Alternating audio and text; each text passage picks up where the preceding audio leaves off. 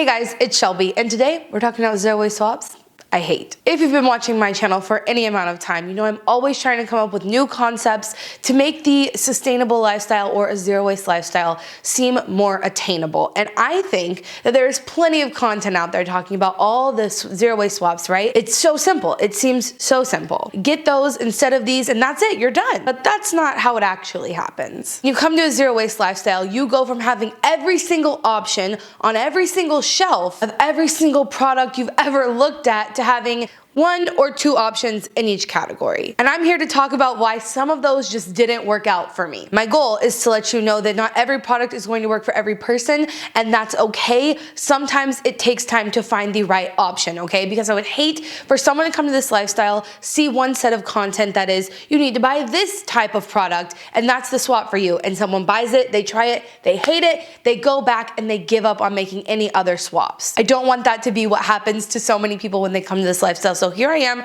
telling you that there were things that didn't work out for me, but I didn't give up, and I'll tell you the things that actually did end up working out for me. Also, just for the sake of letting you know why there might be more cuts in this video than normal, or why I might stop in the middle of a sentence, because we're having some work done outside of the house. They're doing like construction. It might make a lot of noise. If you can hear it, I'm really sorry. I'm gonna try to do my best not to let that interfere with our video today. So the first thing I wanna talk about is toothpaste, okay? I've tried so many different toothy tabs, and I don't like them. The texture a lot of them have in my mouth weirds me out to the point where I feel like I can't use them. And we're gonna get into a few different things that I don't like because of the texture, and literally right now as we're talking about toothy tabs, my mouth is getting like clammy, I don't know what you call it, but toothy tabs just don't work for me. Not only is the texture weird, but I feel like the flavor is always off. Oh my God, the amount of feelings I'm getting in my mouth just as I can't do the toothy tabs, and I'm so sorry to everyone out there who loves them,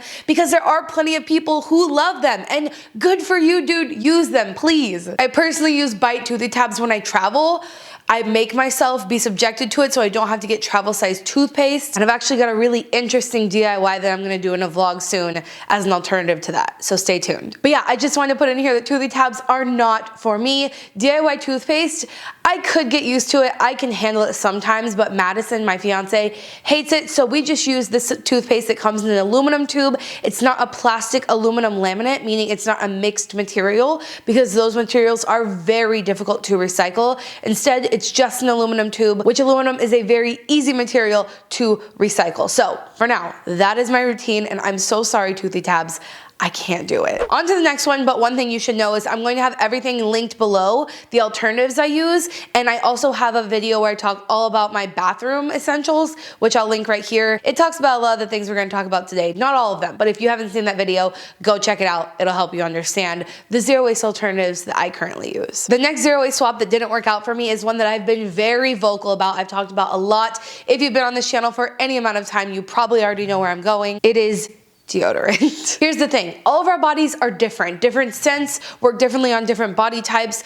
We have different sweat glands. We sweat more or less, which makes us stinky or not. We might also have different preferences on shaving. Like, I don't shave my armpits, so that's something that, you know, changes the type of deodorant that I would personally want. I'm not kidding when I say this. You are not going to find a single natural and cruelty-free deodorant that I have not tried. And I'm actually thinking about making either a blog post or a video dedicated to all the brands that I have tried and did not like, and why that is, because I think that could also be very helpful for you guys. But I just have not liked so many of the ones I have tried. For years I've been trying out deodorants, and finally a couple years ago I found the one thing that actually works for me, is aluminum free, cruelty free, vegan, and that is Native deodorant. It has been my tried and true, and the only one that I have stuck with over the years. It's the only one that I could get Madison to agree to, because when I was trying to get her off of aluminum deodorants, she was very hesitant. She did not like the idea of sweating, but your body is meant to sweat. So buying deodorants with aluminum in them is not good for your body. You don't want to be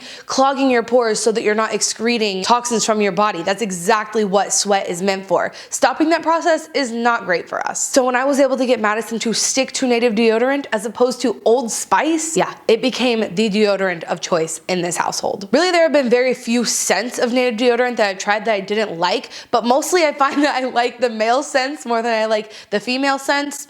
There's no gender to scents, but you know, they organize it that way. My personal favorite is the charcoal one. Right now, I am actually using a vanilla one because they had a short run of cardboard tubes, which is so exciting, and I think they're planning to develop that in the future. Stay tuned for that. But right now, I'm working through my deodorants that I ordered during their little run of cardboard tubes, and it's such a great experience. So I'm hoping that they bring that back. We'll stay tuned for that. And currently, native deodorant does come in a plastic tube, but it is completely curbside recyclable. It's not mixed materials, nothing weird going on there. You can recycle all of it. So for now, that is the best solution. I actually repurpose or reuse those native tubes that Native puts their deodorant in, and I give it to a woman who makes homemade sunscreen. So it always gets reused. It's not a bad option for me personally. And I hope that if you're someone who has wasted a lot of money and time and effort trying to find a deodorant that is natural, good for you, but you've ended up with things that are not so great, that you didn't like and didn't work out, you could try out Native because they are really good. And they also gave me a 20% off code for you guys. So if you go to the link in the description and use Shelby20, you'll get 20% off of your first pack of native deodorant. I always am really grateful when brands that I found long before I ever started working with them want to partner with me. So thank you, Native, for doing that on this video. Let's talk about some more swaps that just don't work out for me. So this next one is makeup. Now I'm not talking that I don't have any like eco-friendly makeup alternatives. I do. I'm going to be making a zero waste makeup routine soon because it's been very highly requested. But I will say that I made a series back in the day where I tried to make my own cosmetics. It wasn't good. Making your own cosmetics from like spices and food and things like that seems like a great idea, but in practice, it doesn't work the same way. Things are going to start melting off of your face, have weird reactions with your skin, and it's just not something I would recommend for people. I would definitely instead recommend supporting cruelty-free, vegan, and natural, like kind of clean skincare companies. And like I said, I do have a makeup post planned later this month. I think it's this month. I've been doing better at planning, y'all. So you can stay tuned for that, and I'll also accompany a blog post with that video of all the brands, not just the ones I use, but all the ones I can research. So stay tuned for that. But yeah, I don't recommend DIYing your makeup. That just did not work out for me. This next zero waste swap is a little bit different, but it is using a digital calendar or planner as your planning. I was just talking about planning, my upcoming videos and all that good stuff. So that's a nice segue. But I personally just do not like to do digital calendars. I don't know why, it's just not good for me, and I think that's because we all have different learning patterns, different ways of communicating and doing that sort of thing. I think it just comes down to how our brains work. So maybe digital calendars don't work for everyone, and I want to say, that is okay.